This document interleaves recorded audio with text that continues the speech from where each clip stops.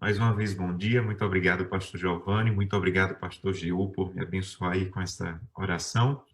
Meus irmãos, vamos direto para a Bíblia. Esse é o objetivo desse momento. Então, vamos abrir a Bíblia no livro de Apocalipse, capítulo 3. Apocalipse, capítulo 3. Vamos estudar alguns versículos desse capítulo e do capítulo 4. Esse é um momento, meus irmãos, que precisamos, como somos orientados pela inspiração, precisamos voltar os nossos olhos para os livros de Daniel e Apocalipse. As nossas respostas estão nesse livro. Então, aqui a grande maioria são líderes. Eu já começo fazendo um desafio a você. Estude o livro Grande Conflito, estude o livro Eventos Finais, estude os livros de Daniel e Apocalipse. Nossa igreja, nosso povo está precisando de respostas, e as respostas já estão. Não há nada que pegue o povo de Deus de surpresa. Apocalipse, capítulo 3. Vejam, uma das maneiras mais seguras de estudar a Bíblia como um todo é estudar a partir de temas. Então, por exemplo, você não pode estudar sobre o estado dos mortos com um versículo apenas. Há alguns evangélicos que, infelizmente, quando querem falar do estado dos mortos, vão apenas para a parábola do rico e do Lázaro. E daquela parábola querem tirar toda a doutrina sobre o estado dos mortos. Isso não é correto, biblicamente isso não é correto. Eu preciso estudar tudo que a Bíblia fala sobre o estado dos mortos para eu ter uma ideia do que a Bíblia quer dizer. A mesma coisa em relação ao sábado, a mesma coisa em relação à volta de Jesus. E uma das maneiras de estudar o livro do Apocalipse é também estudar palavras-chave. Se você estuda essas palavras que sempre se repetem, você vai ter uma noção. Por exemplo, eu desafio você a fazer um estudo sobre o número 7 no livro do Apocalipse. Você vai ver que coisa maravilhosa é estudar o Apocalipse a partir de temas. Por exemplo, o número 7. Por exemplo, o número 12. Hoje eu quero estudar duas palavras importantes no livro do Apocalipse com vocês, para você ter uma ideia de uma verdade muito importante no livro do Apocalipse. A primeira palavra é a palavra porta. A palavra porta é uma palavra muito importante no Novo Testamento. Ela aparece sempre em três contextos. Sempre. A primeira vez que aparece, o primeiro contexto que aparece a palavra porta é uma porta de casa, porta de cadeia, né? Quando a porta se abriu para os discípulos que estavam presos saírem. Então, algumas vezes que a palavra porta aparece no Novo Testamento é o sentido literal, porta mesmo, porta de casa ou porta da prisão. Mas há várias vezes que a palavra porta aparece no sentido de oportunidade de pregar o evangelho. Então, Paulo, em 1 Coríntios, 2 Coríntios, em Colossenses, ele diz que está orando para que se abra a porta de oportunidade para pregar o evangelho. Então, várias vezes que a palavra porta aparece no Novo Testamento, ela aparece como uma porta de oportunidade para pregar o evangelho. E a terceira vez que aparece, o terceiro contexto que aparece porta no Novo Testamento, é falando de salvação. Então, quando a Bíblia fala de o caminho estreito e o caminho largo que dá na porta estreita, na porta larga, está falando de salvação. Quando Jesus diz que ele é a porta, é salvação. Quando nós falamos de porta da graça, está falando de salvação. Então, repetindo, a palavra porta no Novo Testamento dá um bonito estudo, porque ela fala de três contextos. Ou é literal, ou está falando de oportunidade para pregar o evangelho, ou está falando de salvação. Apocalipse é a mesma coisa. Por exemplo, Apocalipse capítulo 3, abra sua Bíblia aí, Apocalipse capítulo 3, verso 7 e 8. Vamos ler a partir do verso 7 e 8. Ao anjo da igreja em Filadélfia escreve: estas coisas diz o santo, o verdadeiro, aquele que tem a chave de Davi, que abre e ninguém fechará, fecha e ninguém abrirá. Conheço as tuas obras, eis que tenho posto diante de ti uma porta aberta, a qual ninguém pode fechar.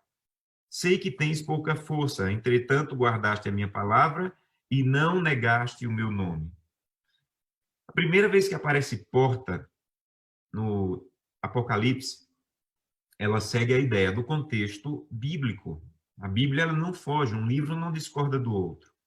E quando aparece porta, no contexto de Filadélfia, está falando de uma igreja que Deus está dando uma oportunidade para ela de, a partir dela, pregar o evangelho para toda a Ásia. Vocês sabem que a Filadélfia era uma cidade que existia no tempo de João e uma igreja que existia no tempo de João. Historicamente, Filadélfia, meus irmãos, estava num lugar em que, a partir dela, o Império Romano levava todas as mensagens a partir de Filadélfia. Então, Filadélfia era uma cidade estratégica que, a partir dela, toda a mensagem do Império se estendia. João usa essa figura de linguagem para dizer, do jeito que o Império Romano usa Filadélfia para levar o evangelho para todas as nações, a partir da igreja de Filadélfia, Deus está abrindo uma oportunidade de pregação do evangelho, que ninguém pode fechar. Mas a igreja de Filadélfia não fala só da igreja histórica. Vocês lembram que Filadélfia também é um período da igreja, que vai ali dos séculos 17 ao século 18, ou entre 1755 a 1844. Então, esse período, meus irmãos, foi um período em que Deus levantou como nunca a oportunidade de pregação do evangelho. Foi nesse período que surgiram as primeiras sociedades bíblicas. Foi nesse período que começou a pregação da volta de Jesus com toda a força. Foi nesse período que começou a dizer que há um santuário no céu e que Deus, Jesus Cristo, está no Santíssimo a partir de 1844 e que logo após ele vai retornar para nos salvar. Então, deixa eu dizer uma coisa, meus irmãos. A primeira porta de Apocalipse é a porta que foi aberta para a pregação do evangelho e que ninguém pode fechar. Então, deixa eu dizer uma coisa para vocês. Deus ainda está com essa porta aberta. Nesse momento, meus irmãos, a porta não está apenas aberta, ela está, na verdade, escancarada. A primeira porta que eu e você devemos entrar no Apocalipse é a da missão de pregar o evangelho. E eu vou dizer uma coisa para vocês, eu não sei quanto tempo você tem de igreja, mas se você tiver 60 anos de adventista, nunca, nos 60 últimos anos, nós tivemos uma oportunidade tão grande, como o pastor Geu colocou, de pregar o evangelho do que estamos tendo agora. O mundo está clamando por alguém que entenda o que está acontecendo. O mundo está clamando por alguém que diga o que é que está acontecendo no mundo. Porque o governo diz uma coisa, os médicos dizem outra muitas vezes. Mas sabe o que é que a Bíblia diz? A Bíblia diz que o que está acontecendo é mais um sinal de que nosso Senhor Jesus está próximo. Então, deixa eu dizer uma coisa a você, em nome da autoridade bíblica. Aproveite a oportunidade que se abriu para a pregação do Evangelho. Queridos irmãos, vocês são líderes. Vocês são líderes. Vocês precisam avisar para a igreja que se já houve um tempo que deveríamos nos envolver com a missão, esse tempo é agora. Então, não entregue uma cesta básica na sua igreja sem colocar Jesus, breve Jesus voltará nessa cesta básica. Não faça uma ligação para um parente seu sem colocar breve Jesus voltará, porque o mundo está sedento mais do que nunca. Nos últimos 60 anos, nós nunca vimos um mundo inteiro fazendo tantas perguntas sobre o que está acontecendo como agora. Eu tenho uma classe bíblica toda segunda-feira à noite. 38 homens. Tem médicos, tem advogados, tem procurador, tem empresários. Homens sedentos, extremamente sedentos. E quando começou essa questão da quarentena, nós combinamos não ter mais a classe bíblica, nós nos reuníamos na casa de um engenheiro e era um encontro presencial. E aí nós tivemos a ideia de continuar reunindo pelo Zoom, como estamos fazendo agora. E sabe o que esses homens disseram? Pastor, o momento que estamos vivendo, segunda-feira à noite não basta. Nós queremos toda noite. E há mais de 30 dias, meus irmãos, todas as noites, eles estão se reunindo sem falhar um dia para estudar a palavra de Deus. Sabe o que é isso? É uma porta que se abriu, que nunca esteve aberta. Mas agora pessoas que não queriam estudar a palavra de Deus todo dia estão pedindo todo dia. Então, em nome de Jesus, meu irmão, você é líder. Essa é a hora de dizer, meu irmão, minha irmã da minha igreja, ligue para os teus parentes. Essa é a hora de ligar para os teus parentes e dizer assim, eu estou ligando para dizer que estou orando por você. Mas além de ligar para dizer que estou orando por você, eu estou te ligando para dizer, breve Jesus voltará. E eu queria convidá-lo a se preparar como eu estou preparando minha família. Essa é a hora, meu irmão, de colocar os dois pés no acelerador da missão da igreja. De ligar, de chamar teus amigos do trabalho, de ligar para os teus parentes e avisar para eles, breve Jesus voltará. Está aqui na Bíblia, que próximo do retorno de Jesus aconteceriam doenças, aconteceriam terremotos, aconteceriam guerras. Exatamente o mundo está descrito na Bíblia. Então, em nome de Jesus, entre pela primeira porta do Apocalipse, que é a porta da oportunidade de pregar o Evangelho. É uma porta, meus irmãos, que pandemia nenhuma pode fechar. É uma porta que ninguém pode fechar, porque foi Deus quem abriu. E ele disse, vocês podem entrar por essa porta, que eu abro e ninguém consegue fechar. Então, não sei se a sua preocupação nesse momento está apenas pelo templo, se vai abrir ou se vai fechar, como vai ser o retorno à igreja. Mas, querido líder, eu queria convidá-lo a colocar sua preocupação na missão, porque é essa que tem que ser a nossa prioridade nesse momento. É com essa porta que precisamos entrar com toda a nossa igreja. Então, faz uma reunião, querido pastor, faz uma reunião com os teus membros pelo Zoom, ensina como dar estudos bíblicos pelo WhatsApp, como levar as pessoas a assistirem a Novo Tempo, como fazer ligação para os parentes e amigos para falar sobre a volta de Jesus. Eu não sei, Deus vai te dar ideias, mas em nome de Jesus, entre pela porta da missão. Segunda porta do Apocalipse, capítulo 3 ainda. Capítulo 3, abra sua Bíblia aí, capítulo 3, verso 20. Eis que estou à porta e bato. Se alguém ouvir a minha voz e abrir a porta, entrarei em sua casa, cearei com ele, ele comigo.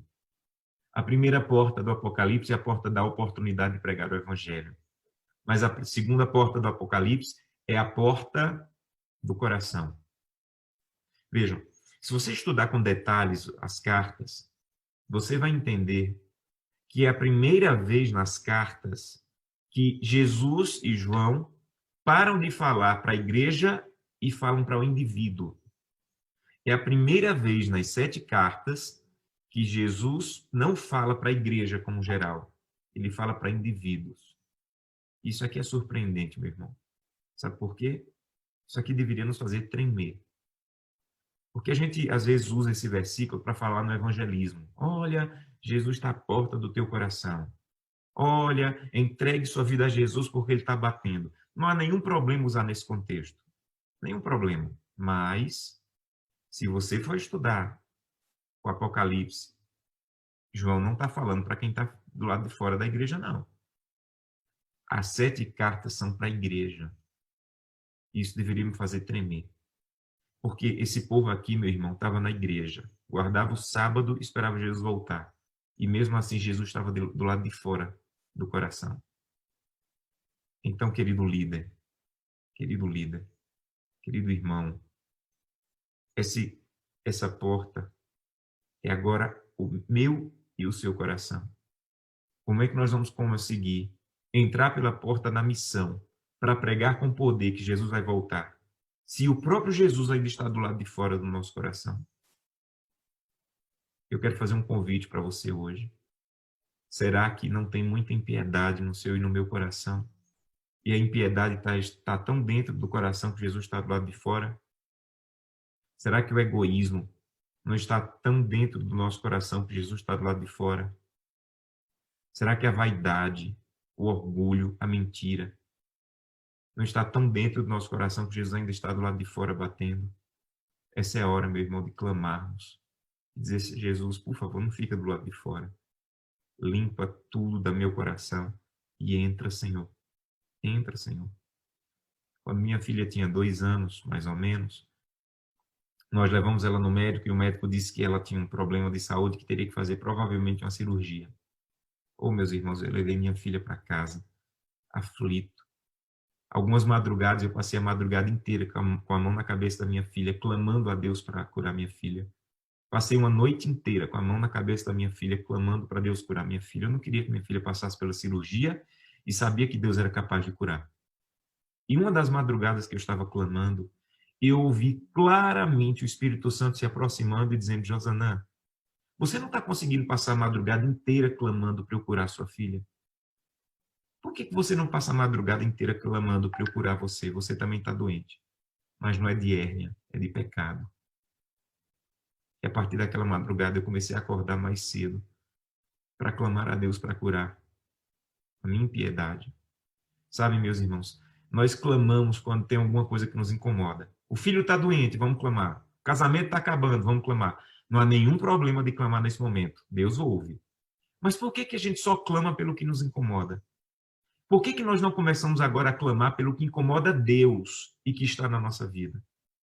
Por que a gente não passa mais madrugadas clamando: Senhor, eu estou aqui de madrugada clamando, não é porque meu filho está doente, é porque eu sou mentiroso. E eu queria que o Senhor arrancasse isso do meu coração. Senhor, eu vou passar a noite em oração. Não é porque meu casamento está acabando, é porque eu sou egoísta, eu sou ganancioso. É porque eu vejo promiscuidade na internet. É porque eu ouço o que não deveria ouvir. É porque eu critico e não deveria ser crítico. Então, meus irmãos, Jesus está na porta do coração da igreja. Ele está batendo na porta do mundo, claro, mas Apocalipse 3:20 está falando da igreja. Como é que nós podemos ter poder de entrar pela porta da pregação do evangelho se Jesus Cristo ainda não entrou na porta do meu coração? A primeira porta, meu irmão, ninguém fecha, ninguém fecha. Governo nenhum é capaz de fechar. Oh, meus irmãos, eu estou emocionado, porque vocês vão ver que um país chamado Coreia do Norte, que era fechado para o evangelho, vocês vão ver o que vai acontecer nesse país daqui a alguns dias. Está se espalhando a notícia de que o ditador daquele país morreu. E eu creio que Deus vai usar essa oportunidade para entrar com o evangelho naquele país, como nunca. Era um dos únicos países do mundo que oficialmente nós não temos adventistas. E eu creio que Deus vai usar essa porta agora e vocês vão ver o que vai acontecer naquele país. Vocês vão ver o que vai acontecer no Rio de Janeiro, porque as pessoas estão clamando, querendo a solução.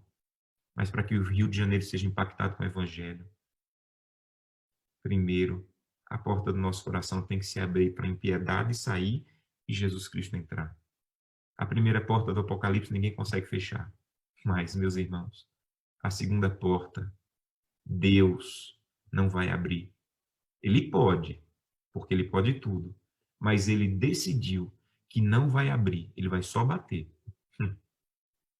Sou eu e você que temos que abrir. Sou eu e você que temos que nos colocar de joelhos clamando e dizendo: Jesus Cristo, por favor, entra.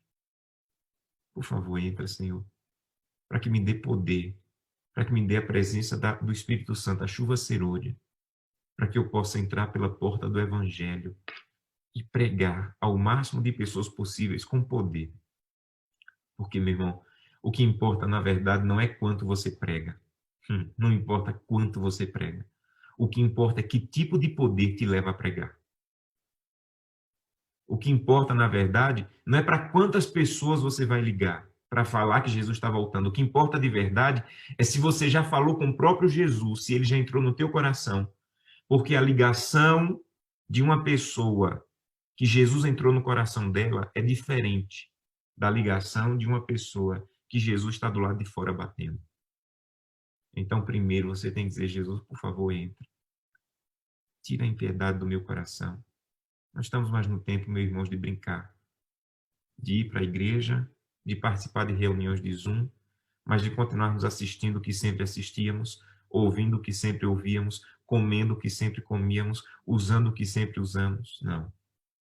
Para Jesus entrar, nós precisamos dizer: Senhor, por favor, limpa meu coração para que o Senhor possa entrar e eu tenha poder do Espírito Santo. E a terceira porta do Apocalipse, meu irmão, capítulo 4, verso 1. Depois destas coisas, olhei e eis não somente uma porta aberta no céu, como também a primeira voz que ouvi como de trombeta ao falar comigo, dizendo, sobe para aqui e te mostrarei o que deve acontecer depois destas coisas. Imediatamente eu me achei em espírito e vi no céu um trono e vi quem estava sentado no trono. Terceira porta do Apocalipse é a porta do céu, meu irmão. A porta do céu aberta para receber os salvos. Se você entrar pela porta da missão, se você permitir que Jesus Cristo entre na porta do seu coração, a próxima porta que o Apocalipse apresenta é a porta do céu aberta para receber os salvos. Deus seja louvado por isso. Sabe, meus irmãos, o pastor Geu nos apresentou uma estratégia.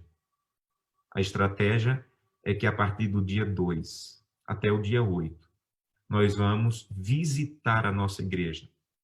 E eu já pedi que me dessem famílias aí da União Sudeste, porque eu também quero visitar. Eu também vou receber o nome de algumas famílias e vou ligar para elas, e vou orar com elas, e vou falar sobre a volta de Jesus para elas. É uma oportunidade única de, como líderes, podermos ajudar as nossas famílias. Então, se envolva com a visitação. Eu costumo até dizer que essa semana de visitação é até mais importante do que a semana que eu vou pregar na semana seguinte. Porque é uma semana de preparo para a semana de oração. Então, de 2 a 8, querido líder, se envolva com esse pastoreio compartilhado como pastor Geu, porque nossa igreja está precisando, antes de irmos para o mundo, precisamos que a nossa igreja esteja alerta, preparada, para ter poder para ir para o mundo pregar. E se nós entrarmos por essa porta, meu irmão, a próxima porta é a do céu. A próxima porta do Apocalipse é a do céu. Então, a primeira palavra-chave que eu queria apresentar para vocês no Apocalipse é a palavra porta, porta, porta. Mas a segunda palavra-chave, para terminar com ela, é a palavra trono. Meu irmão, a palavra trono é uma das palavras mais importantes do Novo Testamento. A palavra trono aparece 62 vezes no Novo Testamento. Sabe, quando uma palavra aparece mais de 10 vezes, já pode estudar essa palavra porque ela é muito importante. Mas a palavra trono, ela aparece 62 vezes. Alguém está perguntando aí qual foi a passagem última que eu li. Foi Apocalipse capítulo 4, verso 1 e 2. A palavra trono, no verso 2 do capítulo 4, é uma palavra importante e aparece 62 vezes no Apocalipse, no Novo Testamento. Agora vejam, das 62 vezes que aparece no Novo Testamento, 47 são no livro do Apocalipse. Então, olha que importância essa palavra tem no Apocalipse, para aparecer 47 vezes. Mas ainda tem uma coisa, das 47 vezes que ela aparece no Apocalipse, 14 são no capítulo 4. Deixa eu explicar uma coisa sobre o capítulo 4 para você. Vejam, o capítulo 4, meu irmão, é o começo da profecia no Apocalipse. Até o capítulo 3 está falando de história, está falando das igrejas. A profecia, propriamente dita no Apocalipse, começa no capítulo 4. O capítulo 4 é a entronização de Jesus Cristo no céu. E João 14 vezes fala do trono. Trono, trono, trono, trono, trono. Deixa eu te explicar por quê. As pessoas do tempo de João, meu irmão, viviam olhando para o trono de Roma, para saber quem era o próximo imperador que ia sentar no trono. O trono de Roma causava medo, porque todo imperador que chegava era mais louco do que o anterior. O imperador que prendeu João se chamava Domiciano, um homem ímpio, chamado de o segundo Nero, mas foi pior do que Nero. Domiciano foi o único imperador que teve coragem, ou o primeiro imperador que teve coragem de se autodenominar Deus. Imagine, ele se autodenominou Deus. Quando as pessoas iam falar com ele, tinham que chamar ele de Senhor e Deus. Nenhum imperador, por mais ímpio que tenha sido antes dele, teve essa coragem. O primeiro imperador a estabelecer culto a ele mesmo foi Domiciano. Então, os crentes daquele tempo viviam olhando para o trono. Quem vai se assentar no trono de Roma? Quem é o louco que vai se assentar no trono de Roma? Aí João começa a profecia propriamente dita, dizendo, eu vi um trono. Eu vi uma porta aberta para nos receber no céu. Mas além da porta, eu vi o trono. Quando as pessoas que leram o Apocalipse pela primeira vez leram isso aqui, meu irmão, chamou a atenção na hora, porque eles pensaram, João viu quem vai se assentar no trono. Quem será o próximo imperador? Aí João disse, mas eu não vi o trono de Roma, porque o trono de Roma não importa. Eu vi o trono do céu. O único trono que importa, meu irmão, é o do céu. Os outros tronos são passageiros. Tem muito crente olhando para o trono de Brasília. Quem vai se assentar no trono de Brasília? E Deus está dizendo, para de olhar para o trono dessa terra. Porque o único trono que realmente importa para o povo de Deus é o do universo. E o trono do universo está sentado Jesus Cristo, o Cordeiro de Deus. Oh, meu irmão. Mas aqui entra a mordomia cristã. Sabe o que é mordomia cristã? Mordomia cristã é dizer, se Jesus Cristo é capaz de dominar o trono do universo, por que ele não pode dominar o trono do teu coração? Se Jesus Cristo está sentado no trono do universo e 47 vezes no Apocalipse diz que Jesus Cristo domina o trono, por que Jesus não pode se assentar no trono e dominar no teu coração também? Mordomia cristã fala sobre quem domina o trono do nosso coração. Se o dinheiro domina o trono do nosso coração, tem que sair. Se a vaidade domina o trono do nosso coração, tem que sair. Se comer só o que eu quero domina o trono do meu coração, tem que sair. Mordomia é sobre quem vai se assentar no trono do teu coração. E Deus seja louvado, meus irmãos, porque já temos irmãos decidindo que quem vai se assentar no trono do coração é Jesus Cristo, não é o dinheiro, não é o orgulho, não é a vaidade. Deixa eu contar uma história para vocês para terminar.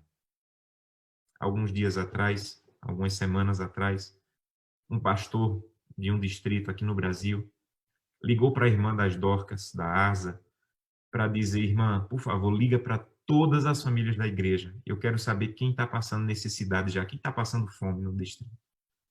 E a irmã começou a chamar cada família para saber como é que estava a situação, para saber como é que estava. E ela disse, pastor, eu descobri aqui algumas famílias que praticamente não tem mais comida em casa.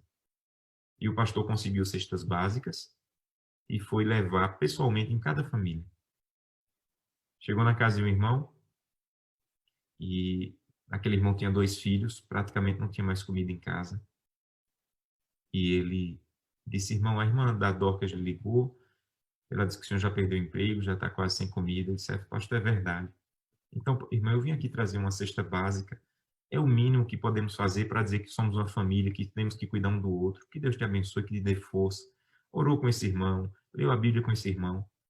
E quando estava indo embora, disse, irmão, eu tenho que ir embora porque eu tenho que levar ainda a cesta básica para outras famílias. E o irmão disse, pastor, eu lhe agradeço muito, muito obrigado. Mas, pastor, antes de ir, o senhor poderia levar meu envelope de dízimo para a tesoureira? E o pastor arregalou o olho. Aquele irmão não tinha comida em casa, mas tinha dízimo, oferta. E o pastor disse, tá bom, meu irmão, eu posso levar. E quando ele levou, claro, ele não divulgou o nome do irmão, protegeu o irmão, mas ele me disse, pastor, dentro daquele envelope tinha R$ 2.100, entre dízimo e oferta, R$ 2.100. Meu irmão, Jesus Cristo estava tanto no trono do coração desse irmão, que ele sabia que ele poderia ser fiel a Deus, que Deus não ia deixar a família dele passar fome. Isso aqui, meu irmão, não fala de dinheiro. Não é dinheiro. Não entenda isso. Dízimo e oferta não é dinheiro. Dízimo e oferta é a prova de quem domina teu coração. Não tenha dúvida que quando alguém não devolve o dízimo e a oferta, ela está determinando quem manda no coração dela, quem se assenta no trono do coração dela. Não importa se o dízimo é 10 centavos. Meus filhos devolvem dízimo todo mês. O dízimo dos meus filhos é R$ 2. Meu irmão, o que é R$ 2? Falando de dinheiro não é nada. Mas R$ 2 determina quem se assenta no trono do coração dos meus filhos. Você entendeu? É isso que é mordomia cristã. Quem vai se assentar no trono? Quem vai se assentar no trono? Então eu quero te convidar, querido líder, a aproveitar essa semana de 2 a 8 para conversar com todos os membros da tua igreja, para dizer, meu irmão, Jesus Cristo está voltando. E quando nós olharmos para o céu, quando os salvos olharem para o céu, eles vão ver o que João viu. Jesus Cristo assentado no trono. Mas para ver Jesus Cristo assentado no trono nas nuvens, Primeiro eu tenho que permitir que ele entre no meu coração e se assente no trono do meu coração. E guardar o sábado determina quem está sentado no meu coração. Fazer o culto com a família determina se ele está ou não assentado no trono do meu coração. Comer de maneira que agrada a Deus determina se ele está ou não assentado. Devolver o dízimo e a oferta determina se ele está ou não assentado no trono do meu coração. Então eu queria concluir fazendo um convite para você. Eu quero convidar você a dizer: Jesus Cristo, por favor, não fica mais do lado de fora batendo. Eu quero abrir para que a impiedade saia e que o Senhor entre. Porque eu quero pregar com poder do Santo Espírito nessa porta que o Senhor está abrindo de oportunidade. Porque a próxima porta que eu quero ver é a porta que João viu, a porta do céu aberta para me receber. Mas antes disso eu te peço, se assenta no trono do meu coração. Domina sobre tudo que tenho, sobre tudo que sou. Meus irmãos, acordem. Ajuda a igreja a acordar. Nossa igreja está fechada, meus irmãos, por causa de uma pandemia. Mas muito em breve nossa igreja vai ser fechada por causa de um decreto.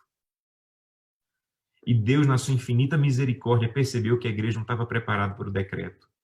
Então o que estamos vivendo agora é um preparo, meu irmão, para o que vai acontecer em breve. O que está acontecendo agora é um preparo. Esses dias eu fui comprar no supermercado aqui, já tem algumas coisas faltando, mas ainda consegui comprar. Mas logo, logo eu não vou conseguir nem comprar nem vender. Não é isso que a profecia diz? Deus está dizendo assim: Josana, acorda, porque o que está acontecendo agora é um preparo para o que virá. Quantos essa manhã querem dizer: Jesus, me prepara para o que virá? E o melhor preparo é dizer: Jesus, se assenta no trono do meu coração, me ajuda a ser fiel. Como líder, me ajuda a alertar a minha igreja a ser fiel, para que Jesus esteja assentado no trono do meu coração, para que eu possa vê-lo assentado no trono do céu. Se esse é o seu desejo, levanta a tua mão onde você está, porque Deus vai ver tua atitude. Amém. Feche seus olhos e vamos falar com Deus. Querido Pai, mas muito obrigado pelo que a Bíblia nos ensinou essa manhã. Há 3 portas no Apocalipse. Uma delas está aberta e ninguém pode fechar. É a porta da missão. A outra também está aberta e ninguém pode fechar. É a porta do céu para receber os salvos. Mas a outra porta, Senhor, infelizmente, depende de mim. O Senhor é um Deus amorável, que não vai chutar nem abrir a porta com força. O Senhor está batendo educadamente, esperando que eu abra para a impiedade sair e eu possa olhar para o céu um dia e ver o Senhor assentado no trono do universo, já que está sentado no trono do meu coração. Abençoa, Senhor, a igreja no Rio de Janeiro. Abençoa o pastor Giovanni, dá sabedoria para ele, assim como todos os pastores para liderarem a igreja. Mas em especial, Senhor, aos líderes que estão me ouvindo agora. Para que eles tenham sabedoria de, nessa semana, de 2 a 8, visitar cada membro de maneira online, ligar, chamar, visitar cada membro e avisar o que está acontecendo e convidar esse membro a permitir que Jesus se assente no coração. É o que eu te peço, em nome de Jesus. Amém. Que Deus te abençoe.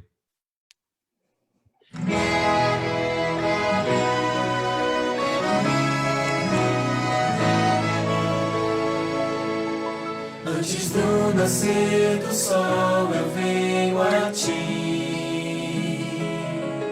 para um novo dia contigo começar.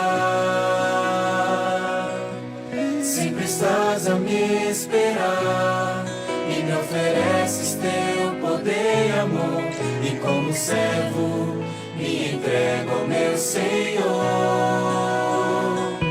Primeiro Deus na minha vida, primeiro Deus no meu lar, primeiro Deus no meu agir, primeiro Deus no meu falar.